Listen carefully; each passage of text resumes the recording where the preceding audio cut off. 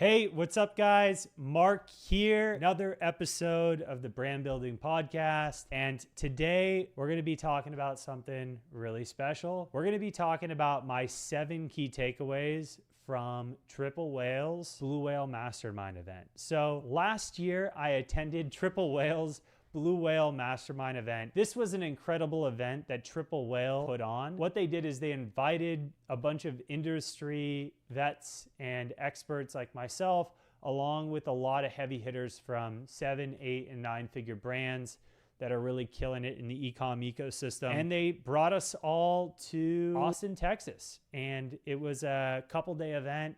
They had a couple different mixers, different dinners. You know, it was truly amazing. This event was like no other that I've been to. I've been to a lot of mastermind events over the years, and I couldn't believe how well this was put together. I still think about the memories that I've had at this event, the people I met, the quality of people in the room, and I will never forget it. But in this video, I specifically want to go through what are my 7 key takeaways from Triple Whale's Blue Whale Mastermind. What we're going to do is we're going to break down each of my takeaways that I learned from all these different experts there. And you know, this was a cool event for me because I was able to actually speak on stage, and I give a presentation about retention and lifecycle marketing and what we're specifically doing and what's working well for our clients. So not only was I able to attend, but I was super fortunate to be one of the speakers. But enough said, I learned a lot at this event. Takeaway number 1 from Triple Whale's Blue Whale Mastermind event is build to sell even if you're not looking to. So this was an interesting concept, and this is something I learned from Fahim Siddiqui with Finance Within. And Fahim is a outsourced CFO. He's got an outsourced CFO practice, and he works with brands of all shapes and sizes in helping them manage their finances. And within D2C, as you probably know, or if you don't know, D2C brands require a lot of capital, and you have to really understand what your books look like and what you need to grow. Fahim really broke down, you know, regardless of if you're planning to keep your business or if you're not even thinking about selling, you should always be building your business to sell. Part of the foundational mindset around building to sell is that you need to keep your books buttoned up. And when your books are tight, your finances are tight. Fahim broke down, you know, if you're ever going to sell your business, you need to be ready for the process. And the process is essentially when you hire a finance corporate banking group to come in and shop you around, right? And when you get shopped around, essentially other private equity group potential buyers are going to want to understand what your business looks like financially. And if you don't have things buttoned up, you're not going to be ready for that. So it's always a good option to be ready to sell at any given time. And that was the key takeaway here, is always be ready to sell and keep those books tight and keep your finances super tight and in order. Key takeaway number 2 was from Alex Neist, who is the founder of Hostage Tape. And if you're not familiar with Hostage Tape is a brand that makes mouth tape and nose strips that help you sleep better. And Alex's key takeaway was, if you're a founder, learn how to run ads and make them profitable before you hire anyone else to run ads. And I couldn't agree with Alex anymore. If you're a startup brand and you're a founder and you're in the e-com space, you need to understand how ads work. You need to understand how to work them. If I was going to start a brand today, I would be running those ads myself until they got moving. Key takeaway, and the cool story between Alex is Alex actually had another company. I believe it was like a video replay, like sports video company. And he ended up selling that. Alex started running his own ads and made them profitable before he hired anyone to take them over and help him scale to the next level. Key takeaway number 3 from the event was actually from Chad Held from Solace Brands. His key takeaway was build internal 3PL capabilities to start.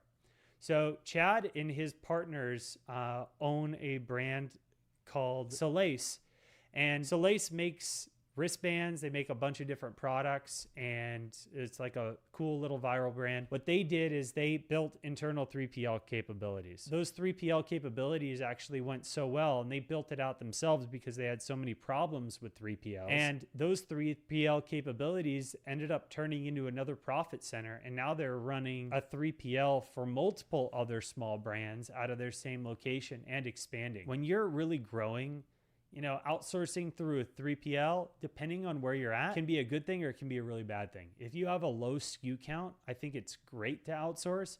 If you've got more complex SKUs, or you really want to understand that customer journey and own that customer journey, it's going to be a lot easier for you to just own those capabilities internally. And it was incredible to hear what Chad and his partners have been able to do with that. They have their existing brand now, and then they have their 3PL that they're running as another profit center for their business. Key takeaway number 4 was from my favorite speaker of the event, Nate Lagos. So if you're not familiar with Nate, stop what you're doing and go follow him on LinkedIn. Nate is an absolute savage of a marketer.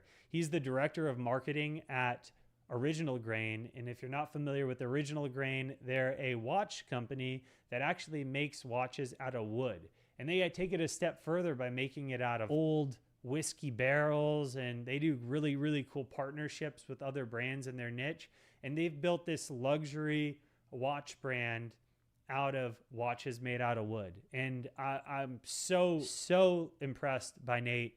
His main takeaway was pricing strategies. Don't get stagnant with your pricing. Test out different prices to see what the ultimate price is for your products.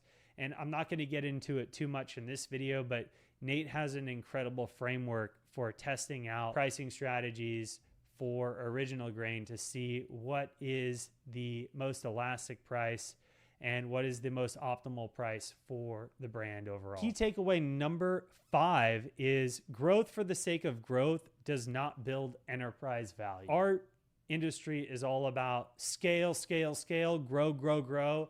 And at the end of the day, growth does not necessarily equal enterprise value. If you just continue to grow like crazy to hit top line numbers, thinking that top line number is going to help you get a better valuation on a potential exit, you're wrong. And the reason is any potential buyer on an acquisition of your brand is looking for intrinsic enterprise value. And just having top line numbers without any clear numbers to success in the long run, like retention or profitability or a decent EBITDA, is not going to add that enterprise value. So I thought that was a great key takeaway. Growth for the sake of growth does not equal enterprise value. Spending money on ads to get another front-end sale, if it's not profitable, isn't necessarily going to add enterprise value unless the rest of your business is foundationally secure. So key takeaway number 6 was actually from the Postscript team.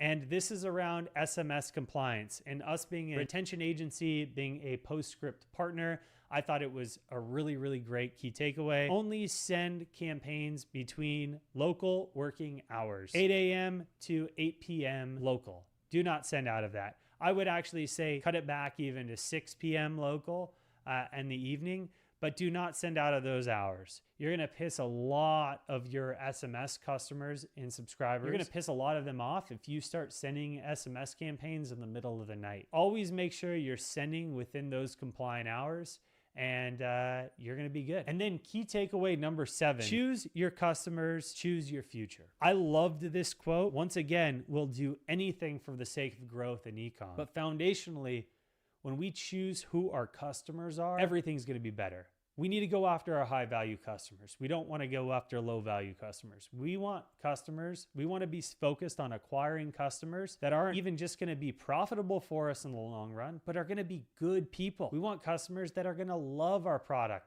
They're going to talk about it, that are going to be easy for our customer support team, that are going to care. These are the people we want. So choose your customers, choose your future. That's all that I have for you today. So I hope you guys learned something. These are the key 7 takeaways from Triple Whale's Mastermind event last year. I had a blast. I can't wait to go again in the future. And I hope you guys enjoyed this video. If you guys liked what we had to talk about today, I would love for you to leave a comment. I read all the comments and will respond to your comment. Even if you got some criticism of me or have some questions, put it in there and I'm happy to respond. But regardless, I hope you guys enjoyed and I'll see you on the other side. See ya.